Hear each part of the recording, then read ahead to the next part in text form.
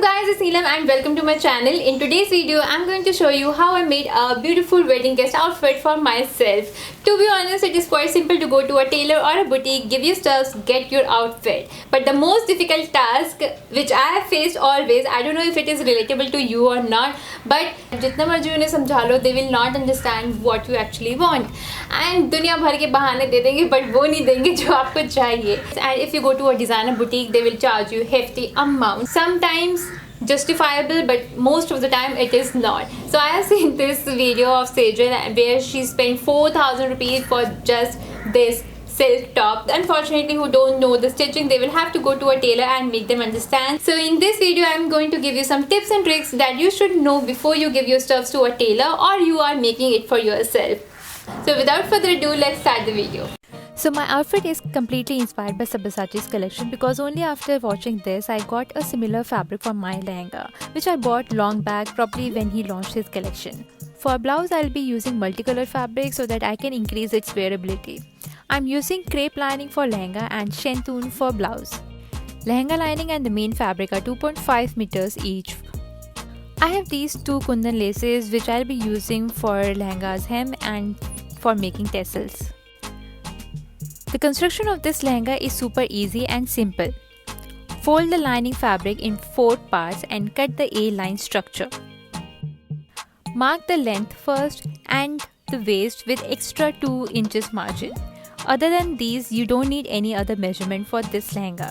Just give it the flare as broad as possible in 44 inches width fabric. Mark it and cut it. At the waist, you can give darts, 2 pleats or just gathers. To make it super easy, I'm giving gathers at waist. We don't have to cut the main fabric for lehenga, we'll be using it as is. Now give gathers as per your required waist measurements and fix the gathers. But before that, join one side of the lining. So tip number 1 to make quality garments is to use a better quality lining for your lehenga or any heavy Indian attire. I'm giving gathers on the main fabric as well, so I'll be adjusting the 2.5 meters fabric into 30 inches with the help of gathers. 30 inches is my waist. Don't forget to add the margin here as well. Now joining the main fabric and the lining together from waist.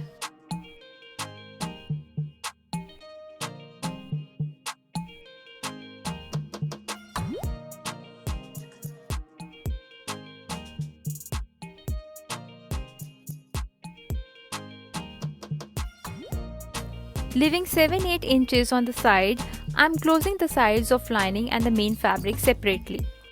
Attach the zipper for opening. Tip number 2 is to use concealed zippers if you are not using fly over it, and make sure to use a branded zipper. Check for YKK brand, they are very good brand for zips. I'm not going to make proper belt for this lehenga as I don't want any, so I'm just making a case to put through the string to tie. For that, I'm cutting 1.5 inches strips.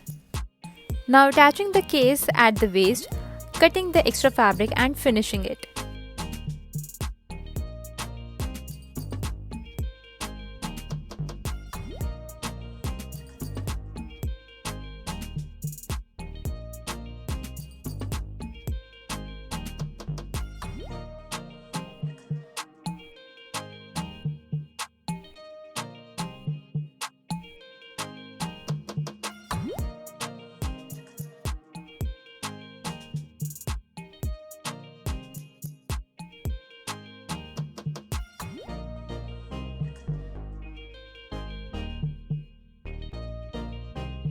To make the strings, I folded the strip in half and stitching it at a gap so that I can turn it inside out.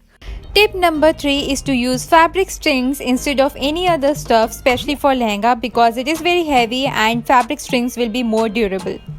Now time to finish the hem. I'm just finishing it with a broad fold, but for lining I'm using horse braid to make it little flouncy. I want to keep it light, so I'm not using cane. Tip number 4. When not using cane, use horsehair braid or bukram at the hem of the lining. At the hem I have also attached the kundan lace. So stitching kundan lace is quite difficult, so I have used double-sided tape as of now to stick it, but I'll be doing hand stitch later on. For tassels I'm using this lace like this. Super simple and easy.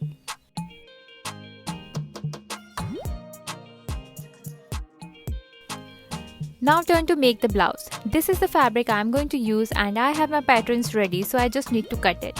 Tip number 5. Use lycra fusing or fabric fusing for the main fabric of the blouse. It gives the garment a polished look. Done with the front. This is the back. Tip number 6. For jewel neck especially, increase half inch in the height at the neck to make the neckline as close to the neck as possible. So here is the difference.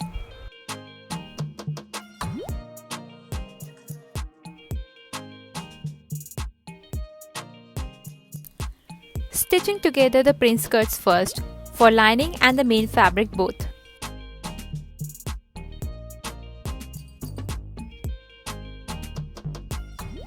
As I'm making my blouse backless, I'm using pads.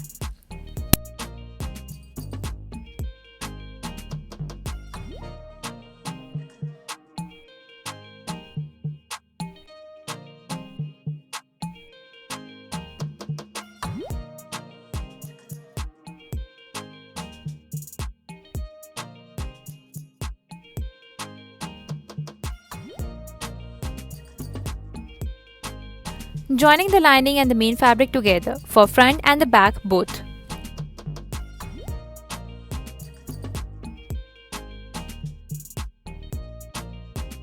Tip number 7. Make sure to interlock the inside seam or fold it in a way to secure the edges.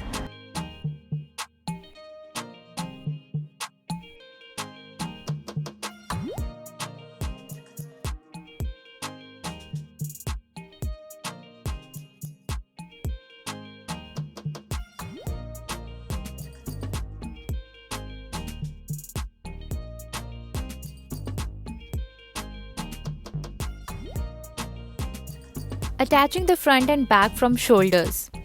Now cutting out the back shape which I want.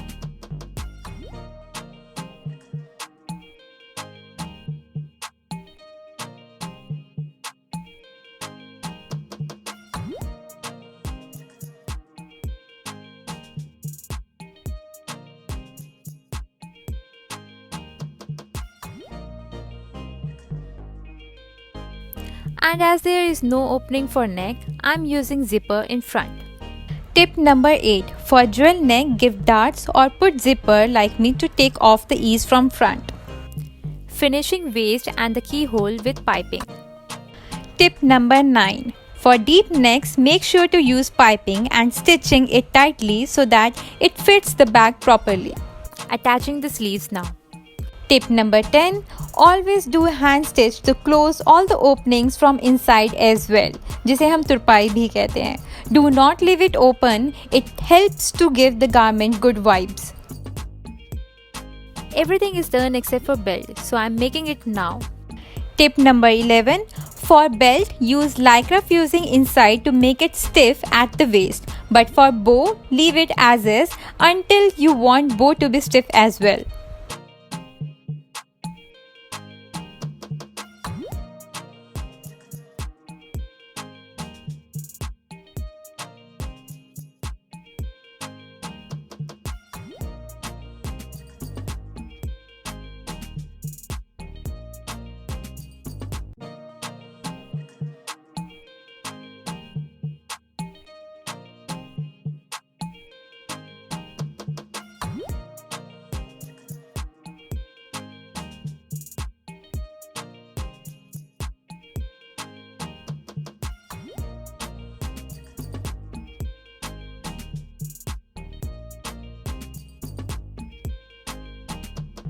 Thank you guys for watching my video. I hope you like it, and if you really like the portly bag as well, I'm going to show you this in another video, that how I made this from the leftover fabric of blouse. So stay tuned to my channel. Till then, stay connected, spread love. Sayonara.